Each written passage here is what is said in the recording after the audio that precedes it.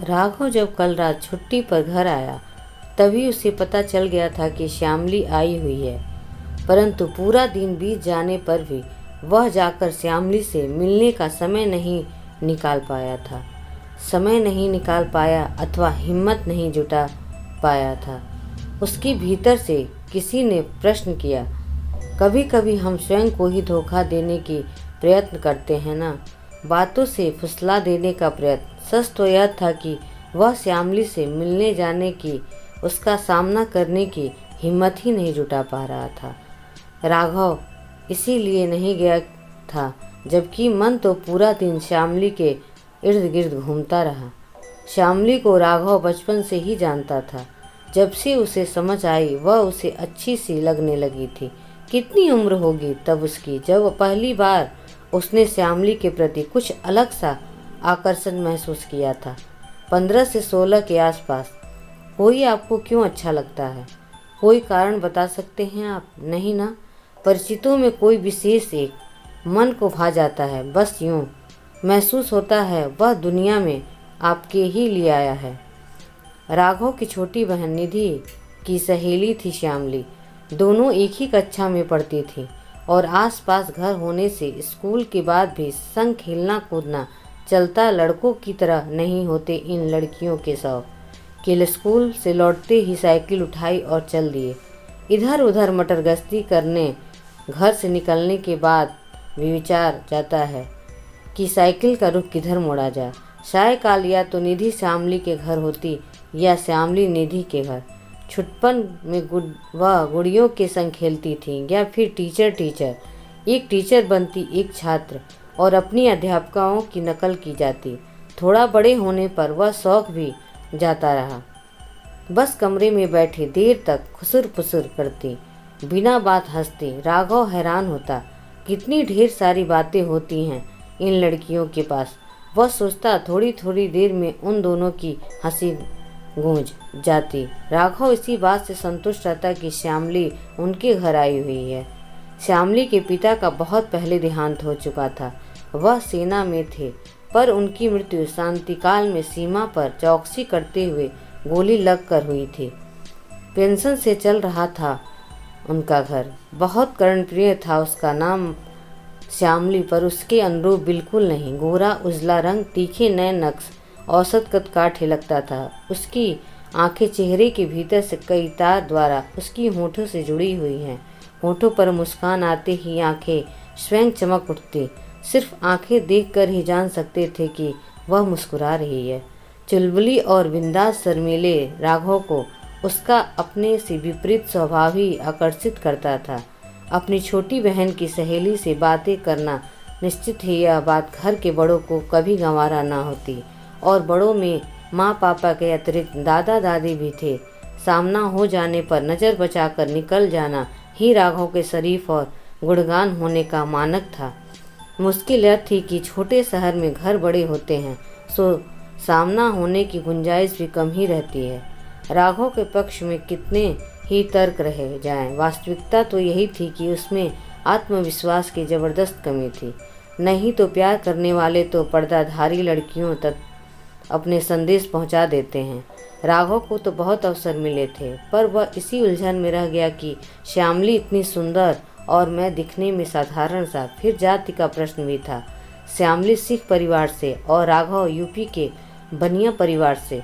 यह तो दोनों सखियों के बचपन की मैत्री थी जो निभ गई थी, पर विवाह संबंध के लिए बड़े कभी नहीं मानेंगे।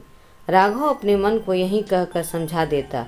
उसने अपनी बहन से भी मन की बात नहीं बांटी, नहीं तो वह ही श्यामली के मन को टटोलती। इंजीनियरिंग के अंतिम सत्र में कैंपस सिलेक्शन में उसे मनपसंद नौकरी मिली और उधर उसकी बहन निधि का विवाह तय हो गया। विवाह की तिथि राघव की परीक्षाओं के बाद ही रखी गई थी। विवाह में भाई पर अनेक जिम्मेदारियां थीं।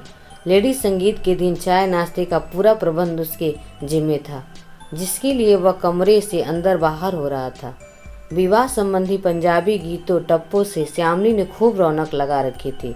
जब उसने अस्सा चिड़िया दा चंबा वे बाबुल असी उड़वे जाना गाया तो सबकी आंखें नम हो आए।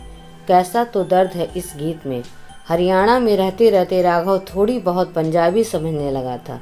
सच ही तो है, उसकी बहन निधि भी तो चिड़िया की तरह उड़ जाने वाली थी।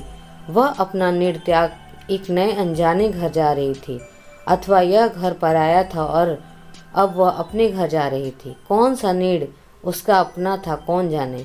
बचपन के वह खेल कूद लड़ाई झगड़े महज यादें बन जाती हैं जाएंगी। गुड़ियाँ और खिलौने अलमारी में पड़े रह जाएंगे।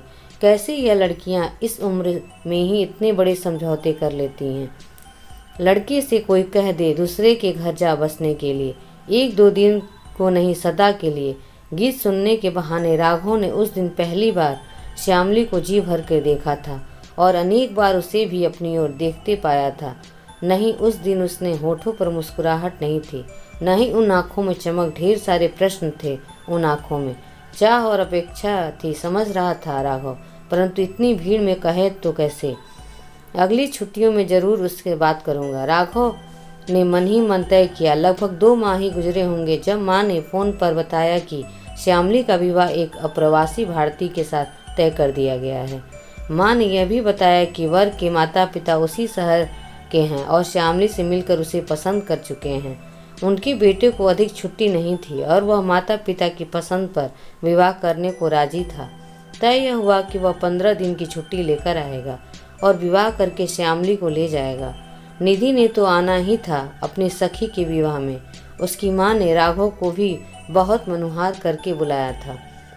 श्यामली के पिता के न होने से उसकी जिम्मेदारी भी थी जाकर उनकी सहायता करना। विवाह से 2 दिन पूर्व श्यामली किसी काम से निधि के पास आई थी तो राघव का उससे सामना भी हुआ था, पर अब कहने का समय ही कहाँ रह गया था। हिम्मत करके राघव ने उसे मुबारकबाद दी तो उसने राघव के चेहरे पर प्रश्न सूचक भरपूर निगाह डालकर मुंह फेर लिया।